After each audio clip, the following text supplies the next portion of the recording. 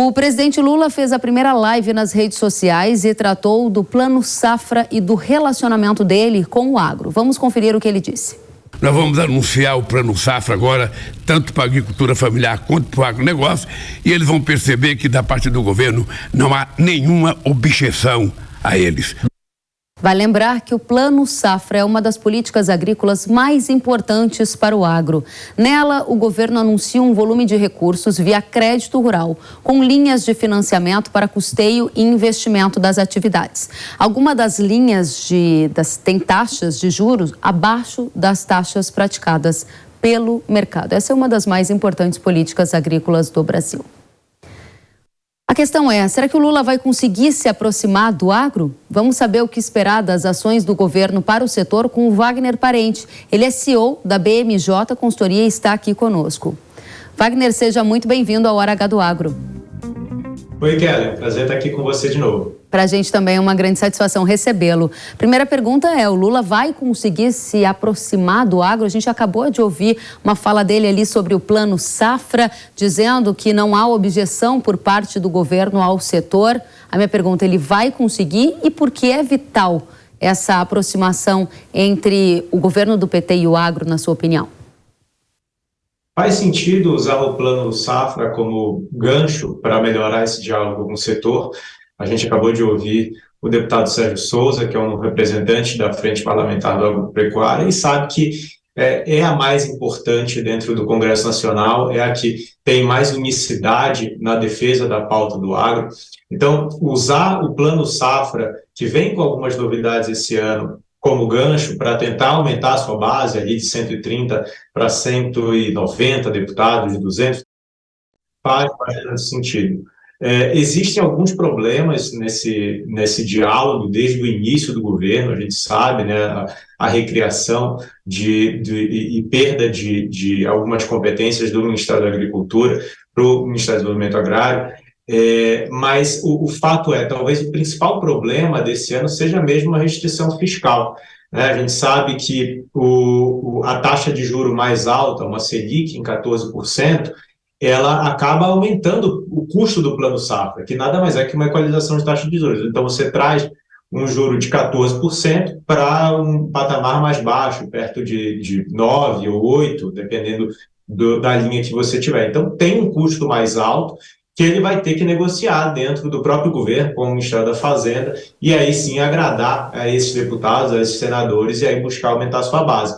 Não vai ser uma coisa tão simples, Karen. Pois é, não vai ser simples. Os agricultores aguardam essa divulgação da cerimônia do Plano Safra, que é também um evento político, né, Wagner? A gente sabe que ele tem dia, hora para acontecer, vem de manchete em tudo que é jornal. Na sua opinião, ela é uma estratégia acertada se o Lula fizer, de fato, um Plano Safra mais robusto? Isso você já disse. Agora, esse caminho, ele é o único para reconstruir essa relação? Porque na sequência a gente vai abordar algumas declarações complicadas que o presidente fez logo depois de dizer que não tinha nada contra o setor. Você acha que essa relação está ficando mais azeitada ou não?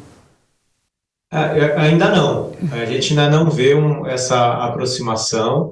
E evidentemente que o governo Lula, ele traz, né, na sua essência, no seu início, em uma tese de frente ampla, que a gente ainda não viu chegar muito concretamente dentro do governo. Então, é muito normal que, usando, por exemplo, o Plano Safra, que dentro desse Plano Safra, que, como você bem disse, é a principal política do agro para o agronegócio, tenha também um viés ambiental, tenha também um viés de conservação.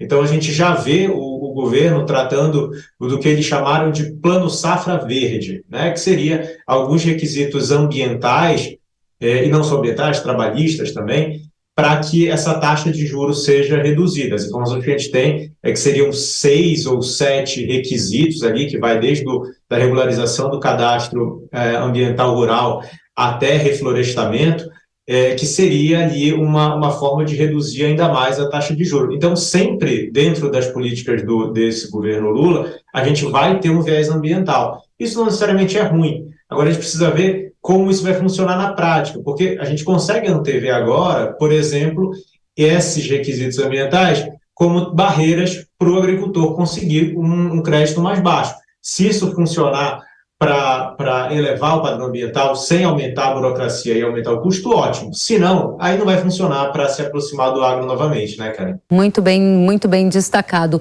Wagner, eu vou te convidar para, junto com a nossa audiência, ouvir um trecho de uma entrevista que o presidente Lula concedeu a uma rádio lá de Goiás. O Lula afirmou que o parlamento francês não quer aceitar a finalização do acordo Mercosul-União Europeia porque o Brasil usa muito, abre aspas, veneno nos produtos agrícolas. Vamos conferir.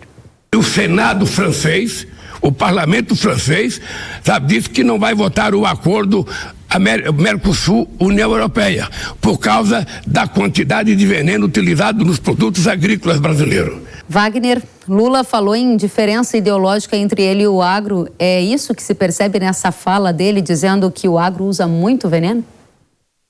Essa é a narrativa criada por boa parte do produtor europeu que teme a concorrência dos nossos produtos, que são mais baratos, que têm qualidade.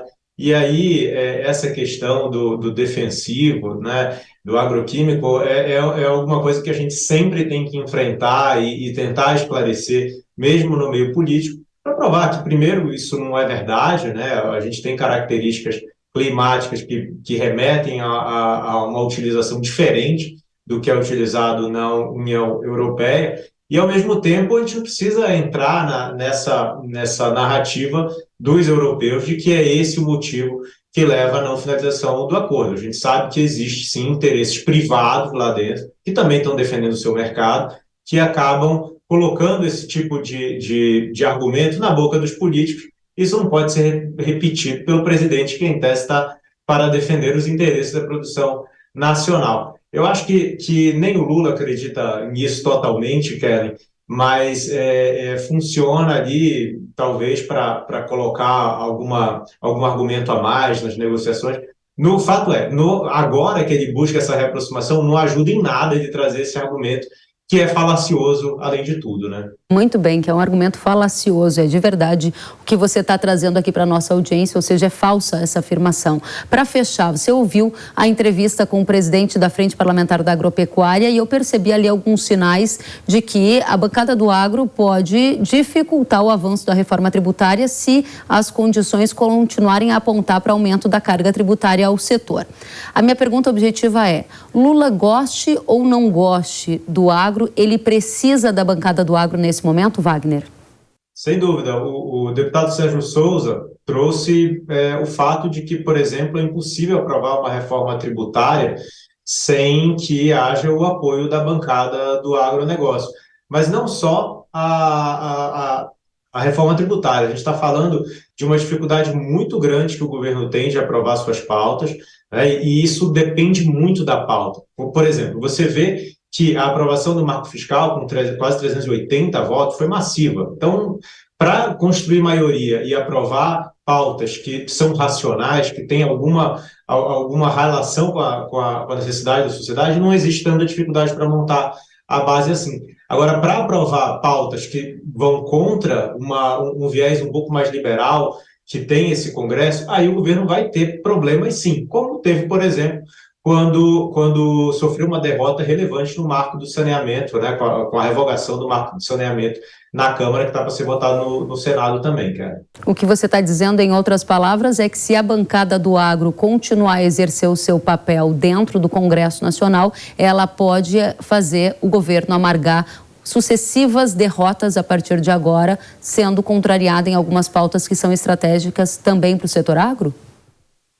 Aí eu acho que vai da habilidade do governo, né, do ministro da Agricultura, entender quais são as pautas onde existe apoio e onde não existe apoio. A gente entende que, do ponto de vista político, esse é um governo de centro-direita, né, de centro-esquerda, mas na hora de levar temas para o parlamento, tem que se considerar que a maioria dos parlamentares eleitos, que foram eleitos legitimamente como o presidente foi, tem um viés de centro-direita. Então, a escolha dessa pauta vai dizer muito sobre o sucesso ou o fracasso do governo na relação com o Congresso. Kelly. Uma última provocação para você. Lá no começo você disse que esse governo ele foi eleito por se vender como um governo de centro-esquerda, mas que na prática ele tem se tem se demonstrado um governo mais à esquerda mesmo. Você acha que esse governo é de centro-esquerda ou ele está atuando como um governo bem à esquerda até o presente momento, Wagner? Vamos ver como é que vem as pautas mais concretas. A gente vê e a gente conhece o presidente Lula de outros carnavais. A gente vê que nem sempre o que ele fala é o que ele faz.